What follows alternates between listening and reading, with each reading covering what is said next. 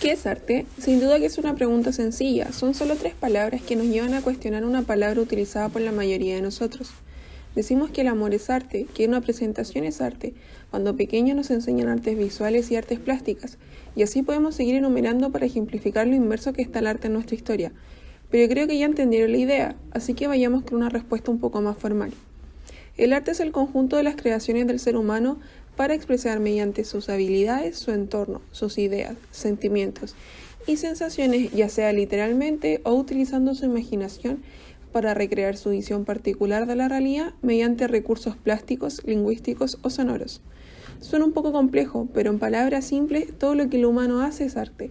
Bajo esta concepción, el arte ha caracterizado las distintas épocas del hombre, en congruencia a los pensamientos y contextos sociales de esa época. Romanticismo, realismo, expresionismo, surrealismo son algunas de las corrientes que representaron el arte del siglo XX y las más conocidas por el común de la gente. Pero, ¿qué sabemos de la arquitectura del siglo XX? ¿Alguna vez escuchamos sobre Bauhaus? Bauhaus, que significa Casa de la Construcción en alemán, fue un proyecto de artes, oficios y arquitectura experimental, cuyo devenir estuvo muy ligado al clima político y social de la época. En Alemania, después de la Primera Guerra Mundial, comenzaron a surgir movimientos revolucionarios que aspiraban a provocar una renovación radical de la cultura y la sociedad, con la necesidad de encontrar nuevos caminos en cuanto a diseño y composición. En este contexto, la creación de Bauhaus fue una apuesta a la reconstrucción de la sociedad, a partir de herramientas concretas que permitieran revolucionar la vida cotidiana, la vivienda y la convivencia. El arquitecto Walter Gropius fundó la escuela el 1 de abril de 1919, con el objetivo de superar la división entre el artesano y el artista, y eliminar las diferencias sociales a través del trabajo creativo. Para Gropius, la base del arte estaba en la artesanía. Los artistas tenían que volver al trabajo manual. Con ella se buscaba unir todas las artes estableciendo así una nueva estética que abarcaría todos los ámbitos de la vida cotidiana. Popular es la frase de Heinrich von Eckart, desde la silla en la que usted se sienta hasta la página que está leyendo, que demuestra lo transversal del movimiento. Gracias a Bauhaus, por primera vez en la historia, el diseño industrial y gráfico fueron considerados como profesiones, ya que se logró establecer las bases normativas y fundamentos académicos que rigen hasta el día de hoy. Es importante aclarar que antes de Bauhaus, estas dos profesiones no existían del modo en que fueron concebidas dentro de esta escuela. Durante los años que Bauhaus funcionó, se distinguen 3 periodos que se corresponden a las distintas sedes en las que estuvo la escuela. Cada uno de estos periodos es reconocido por distintas metodologías, pensamientos y profesores que aportaron desde distintas perspectivas a la concepción de artes que tenemos hoy día. Los exponentes que formaron parte de Bauhaus estaban convencidos de que el arte podía dar respuesta a las necesidades de la sociedad. En este sentido, para una sociedad abatida económica y socialmente por las guerras enfrentadas, Gropius creía que los objetos cotidianos debían ser rediseñados para fabricarse de forma rápida y económica, con el objetivo de que el buen diseño fuera asequible para todos. Esta época se correspondió con la fase más idealista, expresionista y experimental de la escuela.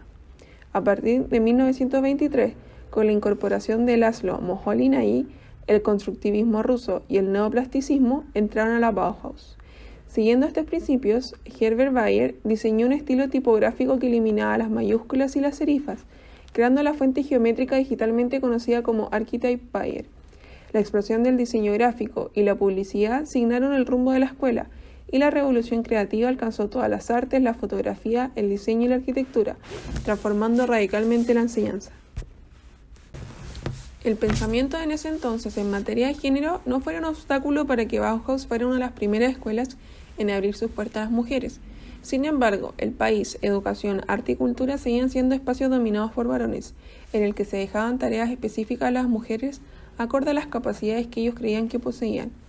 A pesar de las grandes barreras que supuso este pensamiento, mujeres sobresalientes como Lily Reid, Marianne Brand, Annie Albers, Eileen Gray o Gunta Solz hicieron frente al dominio masculino, convirtiéndose también en destacadas representantes del modernismo. Sillas como la Barcelona y la Weinzierhof de Lily Reid, o la lámpara de globo y la luz Candem número 602 de Marianne Brand se convirtieron en íconos del diseño moderno. Otros representantes icónicos de Bauhaus fueron Walter Gropius, Van der Rohe, Paul Klee, Wassily Kandinsky y Oskar Schemmer. Lamentablemente para la escuela fue difícil el clima político y económico de aquel entonces. Tenían muchos enemigos al ser abiertamente conocidos por su pensamiento socialista. Esto influyó y obligó a la Bauhaus a migrar en dos oportunidades, a Dessau en 1925 y a Berlín en 1932. Allí finalmente, perseguida por el partido nazi, la escuela cerraría sus puertas al año siguiente, dejando un legado de alcance mundial en expansión. La escuela cerró sus puertas, pero sus ideas aún perduran. Muchos seguidores de Bauhaus se exiliaron y contribuyeron a la difusión de los valores de la institución en todo el mundo. En 1996, las edificaciones de la Bauhaus en Weimar y Dessau fueron declaradas Patrimonio de la Humanidad por la UNESCO. Actualmente, la escuela representa la idea de un diseño interdisciplinario, universal y compartido, orientado por la experimentación y la búsqueda de inspiración en el mundo. No existe un estilo Bauhaus, la diversidad y heterogeneidad fueron sus particularidades. Su enfoque fue más el de las mentes abiertas a lo nuevo y a la reinvención del mundo que el de la instalación de un estilo unívoco y cerrado. A continuación, nos enfocaremos en dos grandes exponentes de Bauhaus, respondiendo a la siguiente pregunta. ¿En qué grado aportaron Laszlo Moholy-Nagy y Gustav Holst, exponentes de Bauhaus, en la concepción de creatividad aplicada al arte, técnica y tecnología que conocemos hoy? Vamos a hablar acerca de la vida de Laszlo Moholy-Nagy y sus principales puntos. Él nació en Hungría un día 20 de julio de 1895. A lo largo de su vida se desempeñó como pintor, escultor, fotógrafo, cineasta, diseñador, tipógrafo, teórico del arte, pero también se desarrolló como arquitecto de exposiciones, publicista, escenógrafo, pero fue como pedagogo y artista en que demostró con creces el ser autodidacta. Y es por eso que, por la falta de una formación formal en él, parece haberle capacitado especialmente para pasar la frontera y ensanchar el concepto tradicional del arte. Ya libre de fijaciones académicas que inhibían las innovaciones, en sorprendentemente poco tiempo entró en el círculo de la vanguardia de la posguerra, debido a sus facultades específicas, que según su esposa se califican como la seguridad de intuición y capacidad de un cambio rápido. Su desarrollo artístico comenzó con dibujos en tiza y tintas chinas sorprendentes, surgidos en 1917 bajo la impresión de vivencias aterradoras de la guerra. Además, en dicho año escribió el poema Visión de la Luz, demostrando la primera muestra de su penetración en la luz, tema que nunca abandonó en su vida. Luego de la guerra, Moholy, a partir de su ímpetu social y de forma autocrítica, en 1919 se cuestionó acerca de la pretensión del privilegio del arte y convertirse en pintor, por lo que abandonó la carrera de Derecho y se convirtió en artista, entrando en contacto en Budapest con artistas de vanguardia orientados como cubistas expresionistas. Terminó emigrando, pasando por Viena, para llegar en 1920 a Berlín, donde tuvo una maduración en sus pinturas debido al encuentro con el dadaísmo y estudio de los artistas vanguardistas de la Europa oriental. Comenzó a inspirarse en un modo de creación constructivo abstracto para sus obras, desarrollando un constructivismo geométrico mostrando diversas inspiraciones. Ya por 1922, Moholy experimentaba con nuevas técnicas y materiales, tratando de expresar su interés por los fenómenos de la luz. En esto llegó a experimentar en la fotografía, gracias a su primera esposa, la cual era una connotada fotógrafa. A partir de diversos experimentos con otros autores, se da con la invención del fotograma. En 1923, la escuela Bauhaus elige a Moholy-Nagy para que haga cargo del taller de trabajos de metal, donde la experiencia resultante de la pedagogía en el taller de metal le podrían haber dado impulso para la realización del accesorio luminoso, también conocido como modulador luz-espacio. Posteriormente, el director del curso, Johannes Itten, abandonó la escuela y Moholy-Nagy ocupó su cargo. En este periodo se volcó en el estudio del efecto de equilibrio y presión de los materiales y se convirtió en el precursor de la fotografía Bauhaus. Queda por añadir que en 1928, poco después de que Gropius abandonara la dirección de la Bauhaus, también lo hace Moholy. Inició en Berlín una brillante carrera como escenógrafo, tipógrafo y organizador de ferias industriales, aunque se vio forzado a emigrar por segunda vez. Así en 1934 marchó a Holanda, en 1935 a Inglaterra y finalmente a Estados Unidos en 1937, donde organizó en Chicago la New Bauhaus, que tras dificultades económicas le obligaron a cerrar, pero en 1938 abrió en Chicago su propia escuela de diseño, a la que posteriormente como instituto de diseño se le reconoció el estatus de escuela superior y de la cual emanó, incluso después de la muerte de él, ocurrió en el año 1945, una enorme divulgación por los Estados Unidos de la ideología Bauhaus. En cuanto a la vida de Gunther Stolz, ella fue nacida en Múnich como Adelgunde Stolz un 5 de marzo de 1897. Ya en sus primeros años, su padre, maestro y director de escuela, reconoce y fomenta su talento. Entre los años 1913 y 1916 tuvo estudios en la Escuela de Artes y Oficios en Múnich sobre pintura decorativa, pintura sobre vidrio, cerámica e historia del arte. Ella realiza cientos de bocetos sobre paisaje, arquitectura y retratos. Entre 1917 y 18, al servir detrás de las líneas de frentes italiana y francesa en la guerra, hace muchos bocetos y lleva un diario personal. Lo que en 1919 ella reanuda sus estudios en la Escuela de Artes y Oficios de Múnich y participa en la reforma curricular de la escuela, donde tiene el primer encuentro con el manifiesto de la Bauhaus. Además, comienza sus estudios en la Bauhaus de Weimar en otoño. Su diario refleja el entusiasmo de esta primera fase de la Bauhaus, la vida social y el fácil contacto entre alumnos y profesores. El diario también es un documento raro, ya que describe en detalle el enfoque de la enseñanza de Johannes Itten. Ya en 1920, a principios de verano, los maestros fundan una clase para mujeres, donde Walter Gropius le pide a ella que dirige una clase recién fundada y ella acepta con gusto. Teje su primer pequeño gobelino. En 1921 asiste a las primeras clases impartidas por Paul Klee. Las obras abstractas sobre papel muestran la influencia de Paul Klee y Vasily Kandinsky y anticipan los audaces y coloridos adornos abstractos de pared y mantas producidos a partir de 1923. Se dan las primeras tejeduras en telar plano y ella trabaja con Marcel Breuer en su ceremonial African Chair y en su segunda silla de madera más práctica con correas de tejidas de colores. En 1922 asiste a un curso de técnicas de tejido en Krefeld. Establece instalaciones de tintorería en el taller de tejeduría de la Bauhaus. Además, hace su primera gran alfombra anudada que se vende en la primera exposición de la Bauhaus en 1923. El nuevo propietario tiene una habitación especialmente construida para la alfombra. Actualmente el paradero de esa alfombra es desconocido. También en ese año pasa el examen de oficial como tejedor. Es un corredor anudado de 6 metros de largo que también se vendió como exposición de la Bauhaus en 1923. Ya en 1924 es invitado por Johannes Itten, que ha dejado a la Bauhaus para establecer y dirigir sus talleres de tejidos cerca de Zurich, asistiendo a distintos cursos industriales sobre tecnología de tejido y fibra. En 1925 tiene una de las más altas condecoraciones, siendo nombrada como maestra artesana del tejido de la Bauhaus de Dessau. Dirige la instrucción práctica y teórica de los estudiantes y elabora un método sistemático de formación, siendo la primera mujer en tener dicho logro. En 1927 fue nombrada como Young Meister o joven maestro y por lo tanto responsable de todo el taller de tejeduría, que tiene suficientes pedidos para trabajar a pleno rendimiento. Ya en 1927 y 28 tuvo primeros experimentos con el complicado telar jacquard, y en 1929 se casa con un arquitecto palestino, por lo que tras los acontecimientos políticos pierde su ciudadanía y en años posteriores es obligada a abandonar del taller de tejido, por lo que establece un taller de tejido manual en Zurich junto a otros colaboradores.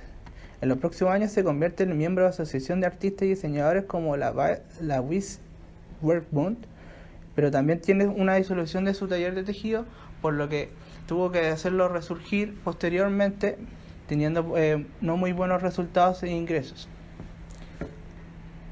Ya en 1937 se une a otra asociación de mujeres pintoras, escultoras y artesanas suizas y participa en diversas exposiciones. En los años posteriores participa en distintas ferias y trabajos, como en el pabellón suizo de Lyon, donde también tuvo tejidos para revestimientos que fueron publicados en la revista Das Werkbund. Ya en los últimos 20 años de su carrera fue recibiendo diversos premios como el Grand Prix en la Exposición Internacional en París y participando en diversas ferias y conmemoraciones de la Bauhaus, como los 50 años de esto. En 1980 muere en Zurich un 22 de abril de 1983.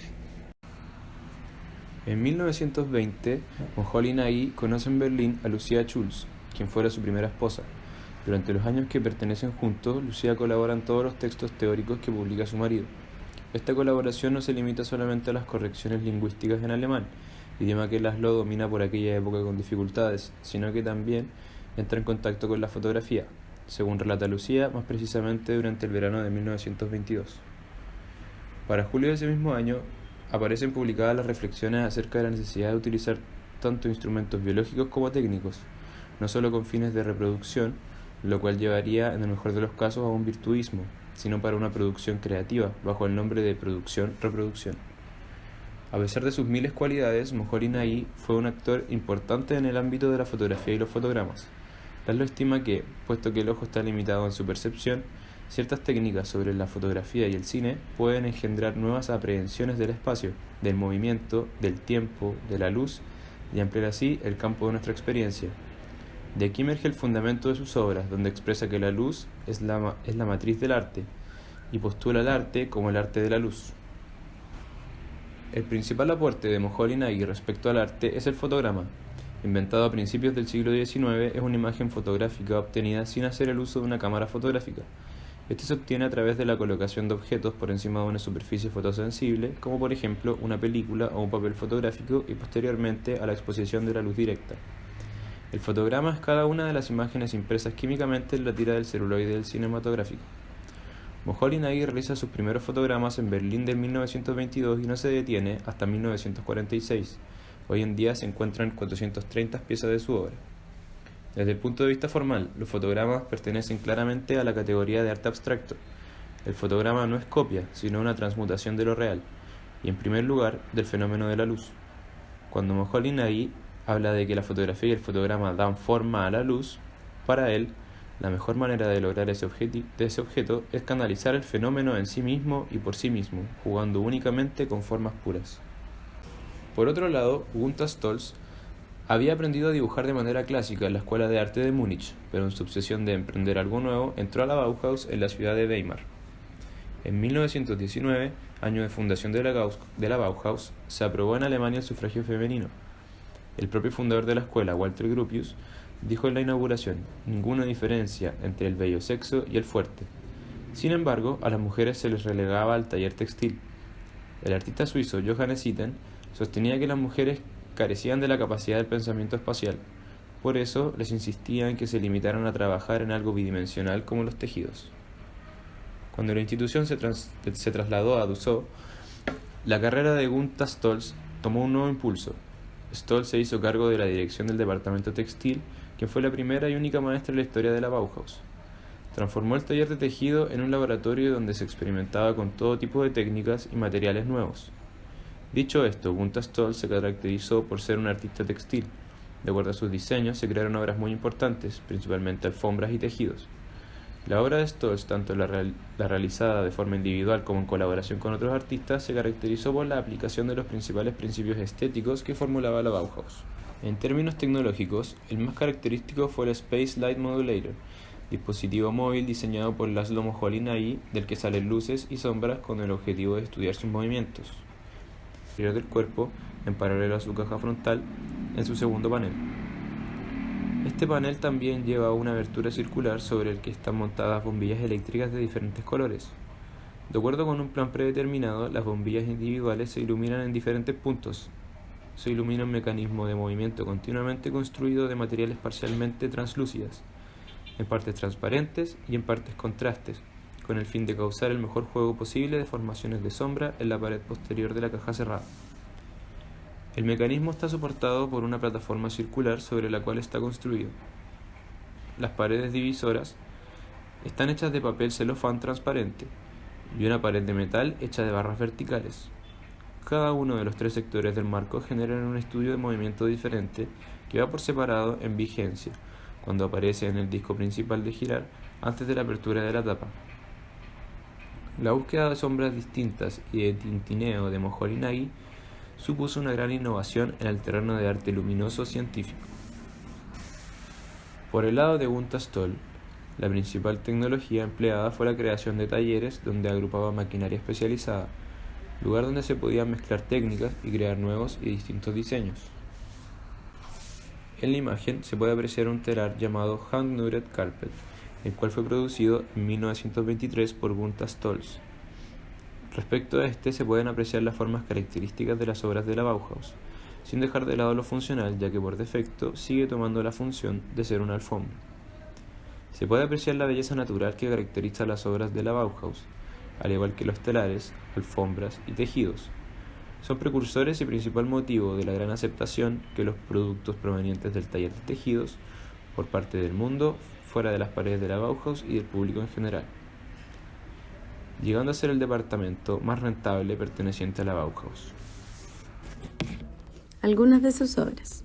El artista húngaro, basado en evocación de la Bauhaus, nombró a la cámara como nada menos que un nuevo instrumento de visión y a la fotografía como la nueva visión.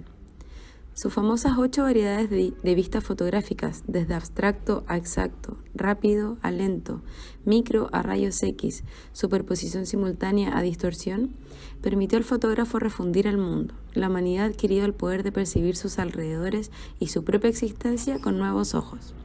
Crucialmente, él y sus seguidores creían que la cámara mecánica mostraba esta nueva verdad con verdad óptica. Con respecto al retrato, sugirió que el modelo era fotografiado tan imparcialmente como un objeto para que el resultado fotográfico no fuera grabado con una intención subjetiva. La influencia del constructivismo ruso, en especial de Lissitzky, que visitó Berlín a comienzos de la década del 20, llegaría a Moholy-Nagy a querer plasmar en sus obras valores eternos a través de formas geométricas puras, inexistentes en el mundo natural. Asimismo, en la misma línea de que los artistas suprematistas y constructivistas, dedicó gran parte de su obra a la búsqueda del equilibrio entre valores opuestos, como el negro y el blanco, el estatismo y el movimiento, la horizontal y la vertical, o la acción y la reacción.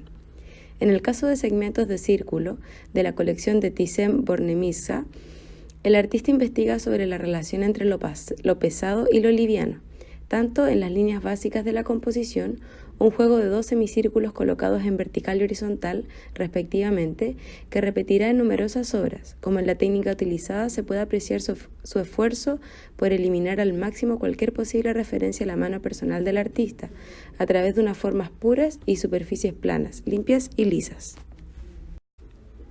En esta pintura de la colección Thyssen-Bornemisza, realizada poco después de su llegada a Berlín y 3 años antes de su incorporación como profesor a la Bauhaus, el artista ya muestra su preferencia por el lenguaje abstracto, y en su obra se puede apreciar la influencia tanto del dadaísmo como del constructivismo. Moholy-Nagy creía firmemente que el arte debía adecuarse a la realidad del momento y dar una respuesta a los nuevos avances tecnológicos.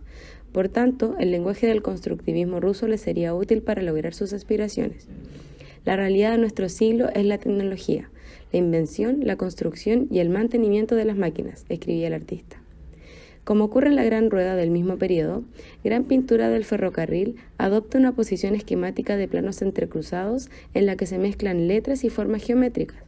Como se deduce del título, la obra recrea un mundo del ferrocarril a través de postes, hilos de conducción, barreras de paso a nivel, etc. La propia letra E se refiere a la palabra Eisenbahn, ferrocarril en alemán. Ahora, para mostrar algunas pinturas especiales de Gustav Stolz, se le presenta el siguiente video. Técnicas en las obras de László Moholy-Nagy. En este apartado se mencionará el nexo que existe a partir de ambos autores y los cambios experimentados en la técnica propia de cada uno, y los aportes que generan ambos en la utilización de nuevas formas de hacer las cosas. Técnicamente, Moholy-Nagy recurre a 2 métodos de producción. El primero consiste en situar los objetos directamente sobre un papel fotográfico especial, exponer el conjunto a la luz natural o a una luz artificial, y tras un lapso de tiempo, los contornos y las sombras del objeto dejan sobre el soporte de las superficies claras un fondo oscuro.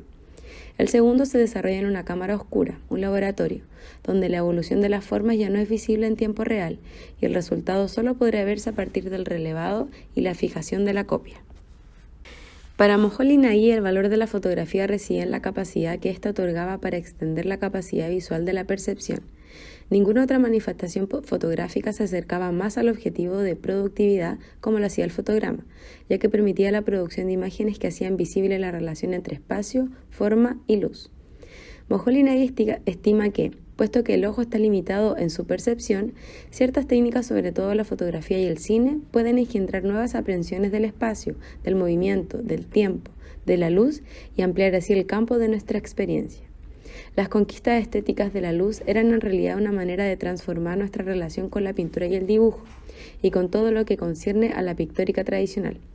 Estática, frontal, bidimensional, la pintura ya no correspondía a la visión en movimiento, concebida por Moholy-Nagy, que pretendía en cambio integrar el tiempo, los desplazamientos, la polisensorialidad y la pluridimensionalidad para que la obra de arte fuera una de las vías capaces de conducirnos hacia el hombre nuevo, abrir aún más la mirada a un mundo hasta entonces desconocido y revelado gracias a los fotogramas.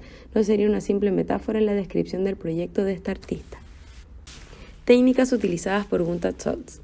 Era un hecho que la afinidad de Gunther con el tejido y los textiles la posicionó en un muy buen lugar, llegando a estar a cargo del taller de tejido de la Bauhaus en Dessau, el cual era considerado el más lucrativo, es decir, el departamento más exitoso financieramente hablando de todos los de la Bauhaus.